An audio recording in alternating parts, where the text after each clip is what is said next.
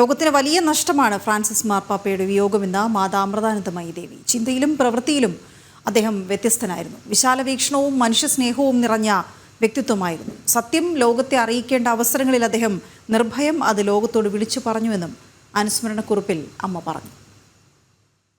ആദരണീയനായ പോപ്പ് ഫ്രാൻസിസിന്റെ ദേഹവിയോഗം നമ്മെല്ലാം അഗാധമായ ദുഃഖത്തിലാഴ്ത്തുന്നു. സംഘർഷം നിറഞ്ഞ ഇന്നത്തെ ലോകത്തിന് അദ്ദേഹത്തിന്റെ വേർപാട് തീരാ നഷ്ടമാണ്. ചിന്തയിലും പ്രവൃത്തിയിലും അദ്ദേഹം വ്യത്യസ്തനായിരുന്നു. വിശാല വീക്ഷണവും മനുഷ്യസ്നേഹവും തികഞ്ഞ വ്യക്തിത്വമായിരുന്നു പോപ്പ് ഫ്രാൻസിസ്. സത്യം ലോകത്തെ അറിയിക്കേണ്ട അവസരങ്ങളിൽ അദ്ദേഹം നിർഭയം അത് ലോകത്തോട് വിളിച്ചു പറഞ്ഞു.